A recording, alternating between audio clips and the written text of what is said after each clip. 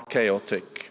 We are grateful in this respect also for your personal efforts to maintain global dialogue, and the Forum remains steadfast in our commitment to work together towards a better future. Mr. Secretary General, dear Antonio, at the beginning of this year, I invite you to share with us your assessment of the state of the world. Welcome.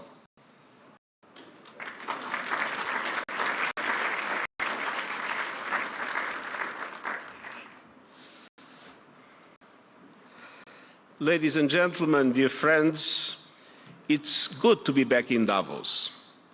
Your focus this year is on collaboration for the intelligent age, and it is a noble vision. But let's face it, when many people look around the world, they don't see much collaboration, and perhaps, to their minds, not enough intelligence. Despite progress on many fronts, investment in renewables, technological leaps, health advances, many of our world's problems are getting worse. We are living in an increasingly rudderless world. Last week, I delivered my annual priority speech to the General Assembly, and I said that our world is facing a Pandora's box of troubles. We face widening geopolitical divisions, rising inequalities, and assault on human rights. And we see a multiplication of conflicts, some of which are leading to the reshaping of different parts of the world, not least the Middle East. And there is finally a measure of hope when a ceasefire and hostage release deal in Gaza takes place, and we are working to surge up desperately needed humanitarian aid. I was also just in Lebanon, where a cessation of hostilities is holding and a new government is taking shape after 2 years of stalemate. From the Middle East to the Ukraine to Sudan and beyond, we still face an uphill battle. But we will never give up in calling for peace, but peace grounded on values. The UN Charter, international law, including international humanitarian law, and the principles of sovereignty, political independence, and territorial integrity of states. Meanwhile, developing countries are in economic dire straits.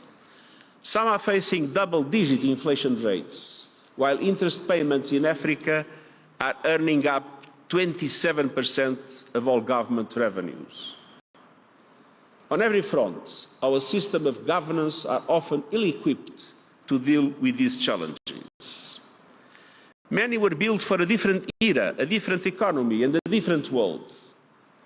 We are working to reform institutions for the 21st century, from the global financial architecture to the UN Security Council, two basic aspects of our summit of the future. But reforming institutions requires a reform in mindsets, because we face big challenges, existential challenges, and I'm not convinced leaders get it. Yes, we all understand the nature of an existential threat. Those of us who lived through the Cold War remember the decades spent living under the constant shadow of nuclear annihilation. Of course, the nuclear threat is still with us. But when it comes to existential threats, nuclear is no longer alone. Today we face two new and profound threats that demand far more global attention and action because they threaten to upend life as we know it: the climate crisis and the ungoverned expansion of artificial intelligence. First, climate chaos. I recently saw an analysis that exposed the grim irony. 13 of the world's biggest ports for oil supertankers will be overwhelmed by rising sea levels. Rising seas, which are caused by rising temperatures, and rising temperatures, which are overwhelmingly caused by burning fossil fuels. Our fossil fuel addiction is a Frankenstein monster, sparing nothing and no one. All around us, we see clear signs that the monster has become master. We just endured the hottest year and the hottest decade in history. 2024 is likely to be the first calendar year that's pushed back past 1.5 degrees above pre-industrial levels. Now, breaching this limit does not mean the long-term goal of keeping the rise in global temperature to 1.5 degrees is shot. It means we need to fight even harder to get on track, especially when we are seeing today sea level rise, heat waves, floods, storms, droughts and wildfires, and that are just a preview of the horror movie to come. A world where every economy feels the pain of supply chains severed, of infrastructure destroyed, of higher prices and higher insurance premiums, or no insurance at all. At the same time, another far more hopeful story is unfolding. Cheap, plentiful energy provided by renewables is an extraordinary economic opportunity, one that will benefit people in every country, and then that will make the end of the fossil fuel age inevitable, no matter how hard vested interests try to stop it. A number of financial institutions and industries are backtracking on climate commitments. And here at Davos, I want to say loudly and clearly that this is short-sighted. And paradoxically, it is selfish, but also self-defeating. You are on the wrong side of history. You are on the wrong side of science. And you are on the wrong side of consumers who are looking for more sustainability, not less. This warning certainly also applies to the fossil fuel industry and advertising, lobbying and PR companies who are aiding, abetting and greenwashing. Global rethink is racing forward and we cannot afford to move backward. And the government must keep their promise to produce new economy-wide national climate action plans this year, well ahead of COP30 in Brazil. And those plans must align with limiting the rise in global temperatures to 1.5 degrees, including by accelerating global energy transition. We also need a surge in finance for climate in developing countries to adapt global heating, to slash emissions and seize the benefits of the renewables revolution. We need to tackle high capital costs that are leaving developing countries behind. And I also urge all businesses and financial institutions to create robust, accountable transition plans this year. These too must align with 1.5 degrees and with the full recommendations of the United Nations High-Level Expert Group on Net Zero.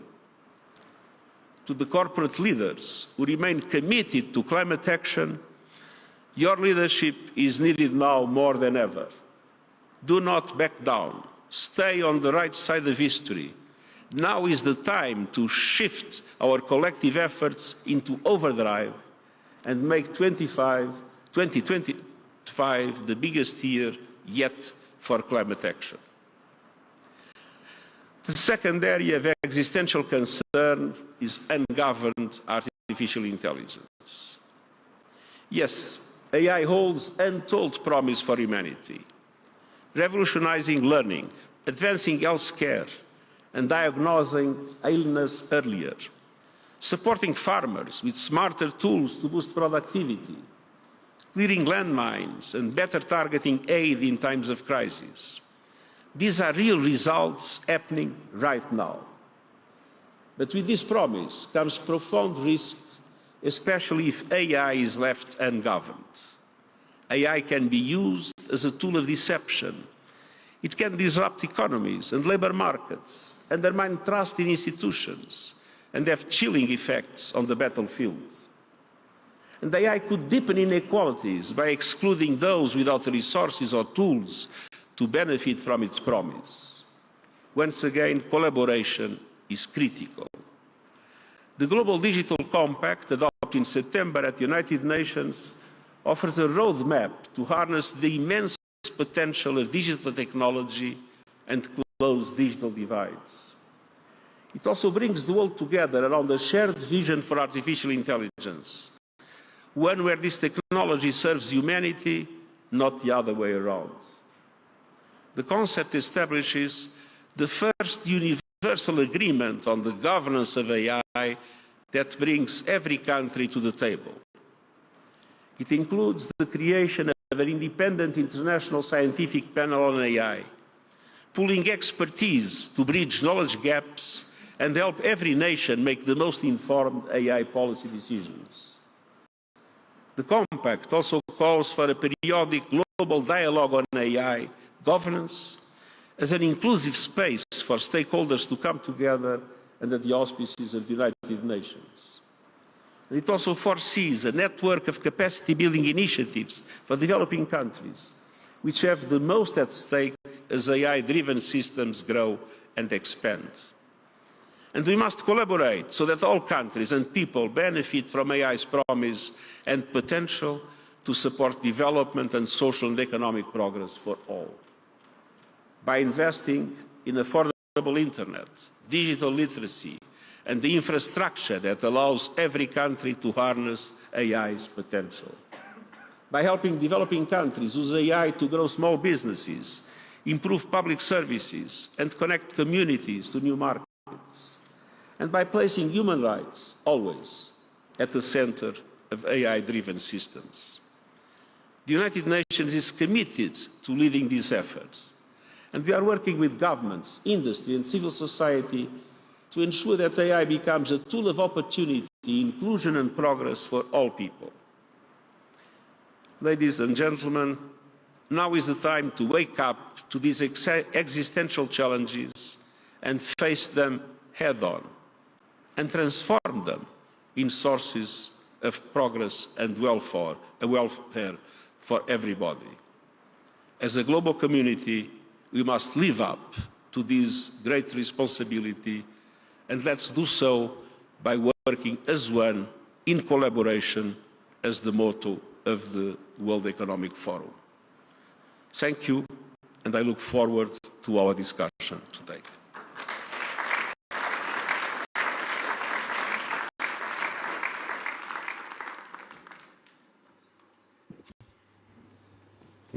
So, Mr. Secretary General, great to have you back. One can look at the world as like a glass half empty or a glass half full. So let's start with the latter and we come back to the first. You just came back from Lebanon. It is now a president elected. There is a ceasefire, as you mentioned, in Gaza, start of releasing hostages. There is a new government in Damascus. We know your special envoy is there today, working on that. Currently, there hasn't been an escalation leading to a war between Israel and Iran that would have a huge impact. So where do you see the Middle East in a year when you come back to Davos? Well, I know it will be deeply reshaped, but I do not know exactly in what direction all the different aspects will be reshaped. First, Gaza. I think it's important, first of all, to recognize that the ceasefire in Gaza is the product of the work of many, and I would praise the United States, Qatar and Turkey for their efforts for months and months and months to obtain the release of hostages, that, by the way, should be immediate and unconditional, and also to obtain the ceasefire, but the negotiations were dragging. And then, all of a sudden, it happened. I think there was a large contribution of the robust diplomacy of the, at the time, President-elect of the United States. I feel that when we had the position of Israel still reluctant to the ceasefire just 2 days before it happened, and then all of a sudden there was an acceptance, I think that we have witnessed an example of robust diplomacy that is something that we must recognize. Do you expect more robust diplomacy? I think we will have more examples of robust diplomacy. Let's see now in what direction. But what is not yet clear is what is the future of the relationship between Israelis and Palestinians. One possibility is to move into annexation of the West Bank and probably a kind of a limbo situation in Gaza, which of course is against international law and would mean there will never be peace in the Middle East. The other possibility is to be still on time with a revitalized Palestinian Authority and an open approach by the Israeli government to still be able to look into a two-state solution. It's not yet clear how things will develop. In Lebanon, I believe that the ceasefire is holding, and my hope is that we will witness a Lebanon that will be able to finally have an effective government. And we know the Lebanese, if the war ends at noon, at 1 o'clock, they start rebuilding.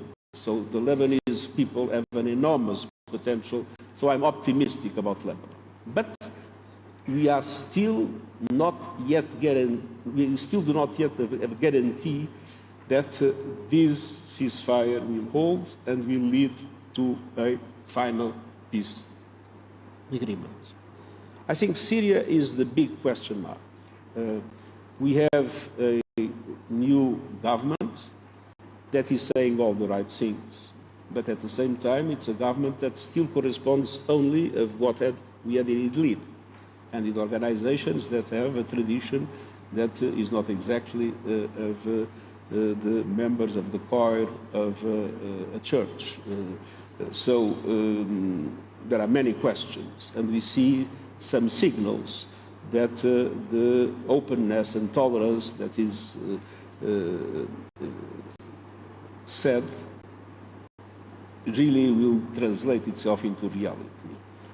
So we hopefully will have a Syria with a government that represents all the communities in Syria, which means that the problem between Turkey and the Kurds will also be solved, and that allows for a full integration of Syria in the international community, but we still have a strong risk of fragmentation and a strong risk of extremism in at least parts of the Syrian territory. So Syria is still a question mark, but it is in the interest of us all to engage in order to make things move in the direction of an inclusive form of governance in Syria in which all minorities will feel represented.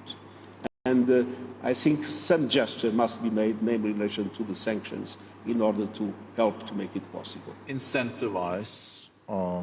I think it's a quid pro quo, but I believe the first step now must see to create some relief in the sanctions system that is causing a lot of suffering to the Syrian people. And we've already seen 200,000 Syrians coming back to Syria, but we also, as you said, SG, is a lot at stake, because we've seen in the past that walking the talk has not necessarily been happening, and it's really a lot at stake now with inclusiveness. You have the Kurds, you have the Alawites, you have Christians, you have Shiites, so it's complex.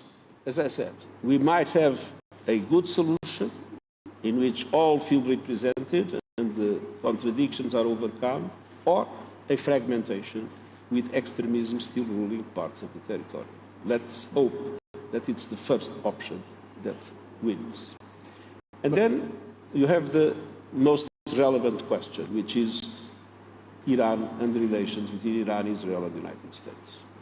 And here, my hope is that the Iranians understand that it is important to once and for all make it clear that they will renounce to have nuclear weapons.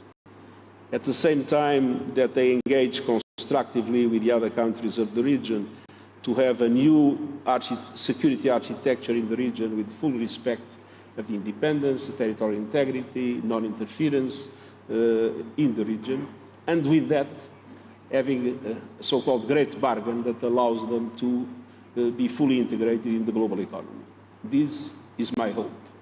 But it's still possible that things do not go in this direction and that we might have an escalation, and an escalation that could be a dramatic confrontation engulfing the whole region. And that wouldn't only affect the Gulf region or the Middle East. That would have huge global impact. But you mentioned robust diplomacy related to Gaza. We also heard that President Trump has said that he wants peace and stability. That was the readout from the conversation he also had with Xi Jinping on Saturday. And we were very close to a full-fledged war between Israel and Iran in the fall. So I guess also on the Israeli side, they will need to work very closely with the new administration on their approach to Iran. And there's also different camps in the Republican Party when it comes to how to deal with Iran. But my feeling is that the first step now must come from Iran. Because if not, we risk to have indeed an escalation. And I hope that Iran understands that it is useful to have this first step, and that it doesn't make sense at all to bet on the possibility, because it's not even a reality, or the perception that Iran is aiming at having nuclear weapons. I think to make it clear once and for all that that will not happen, and to engage, as I said, constructively for a new security architecture in the region, respecting the independence and of all the other countries, would be a step that would allow the full integration of Iran in the global economy, and would, I hope, once and for all, pacify this, which is one of the most, I would say, serious risks in global peace and security. And coming back to Gaza, the implementation of the first phase is happening now. But there's also a second phase. There are still things that have modalities that have to be negotiated. But when you look at risks, also we see currently a deterioration of the situation in the West Bank. So, of course, the PA is also seen to play a role in the next phase of the implementation of Gaza. So it, of course, will be interesting also to see this new administration's view on the two-state solution, their Abraham's Accords, Saudi Arabia having said that there is no joining of the Abraham's Accord without a path towards a two-state solution. But the immediate challenge is now really on the West Bank, because we have seen really deterioration of the security situation there, and then the path for reconstruction of Gaza. I think there is a win-win solution, and that win-win solution is that the ceasefire holds the hostages go on being released, and the massive distribution of aid takes place. First day, 640 trucks. Second day, 930 trucks. It was proven that when restrictions disappear, aid is provided, as we always said. And this is important. It is a success story. Now this success story must translate itself into a success story in the next phases.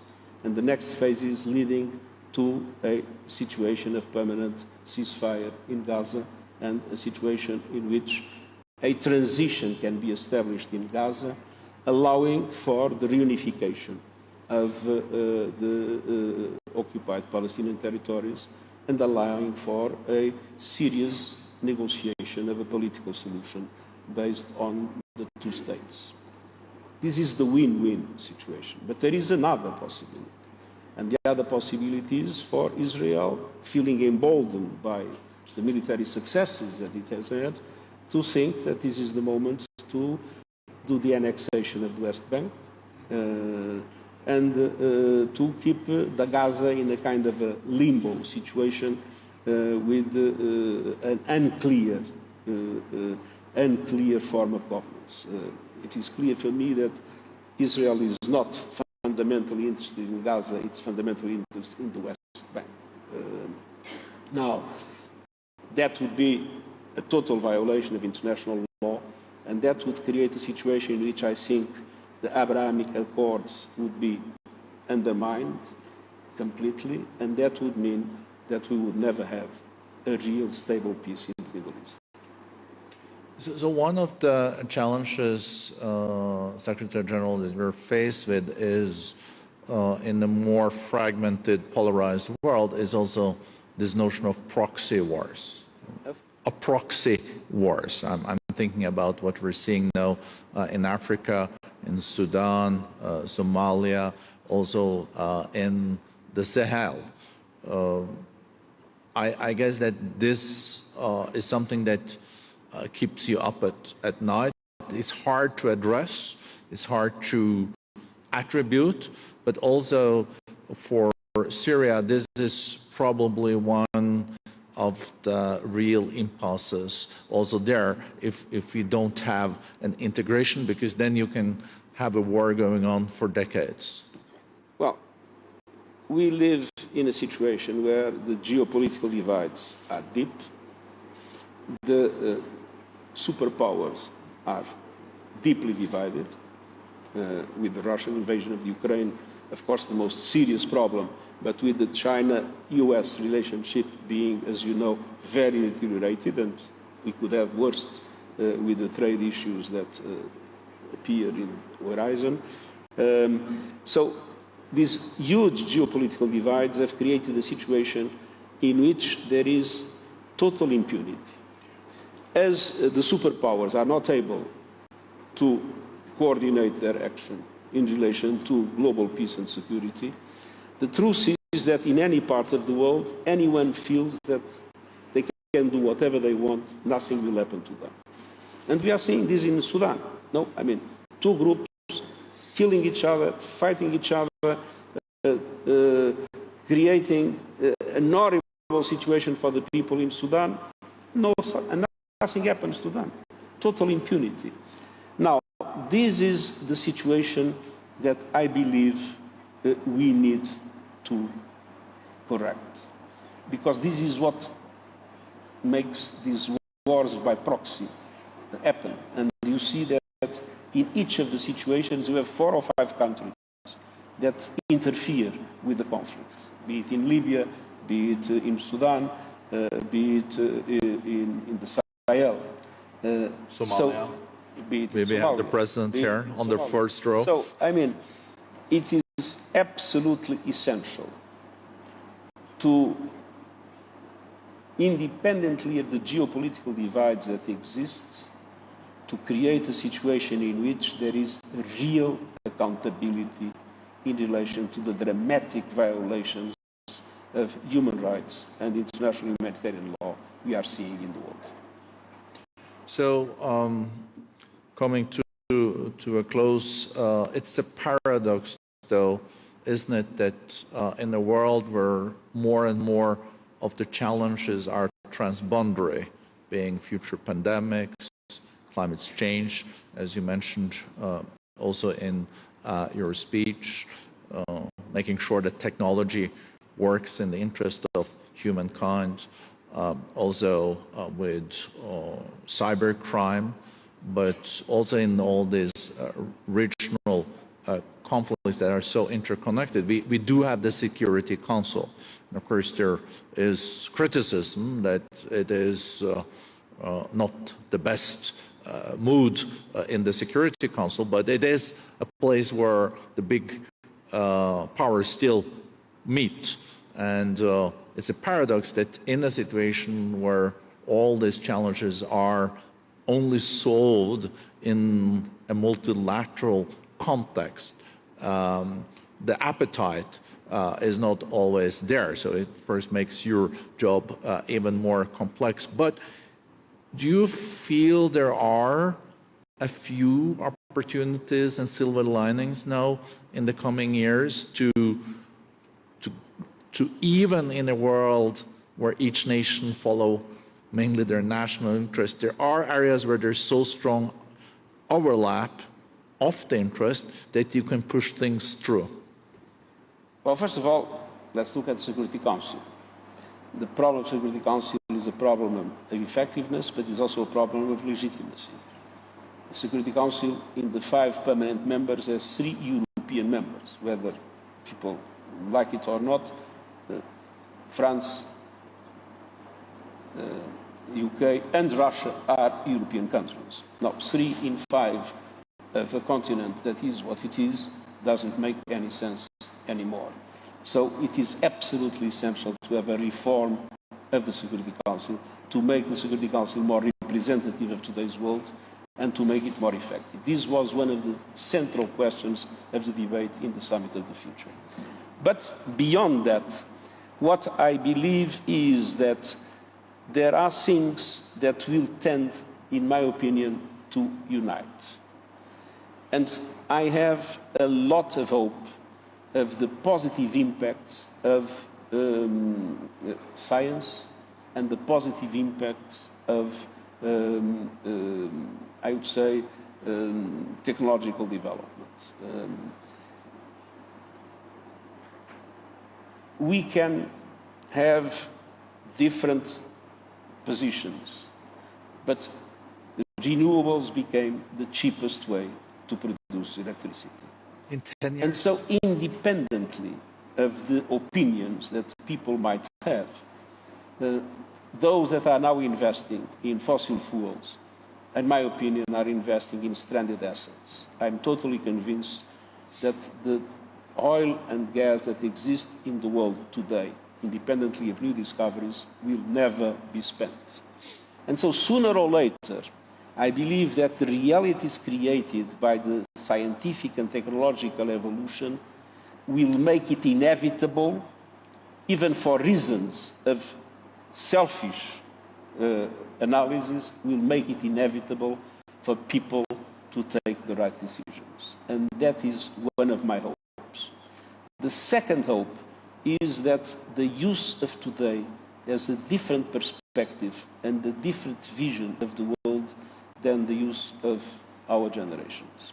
They are more cosmopolitan and they are more sensitive to the questions that are related to the well-being of our planet and the well-being of the international community. So there are silver linings.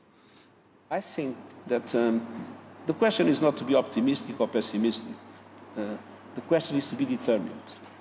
We need to be determined in making the values and principles in which we believe win. And if we are determined to fight for the right thing, if we are on the right side of history, I believe in the end we'll get what we want. Thank you so much. Thank you so much, Mr. Secretary General. All the best. All the best. Thank you.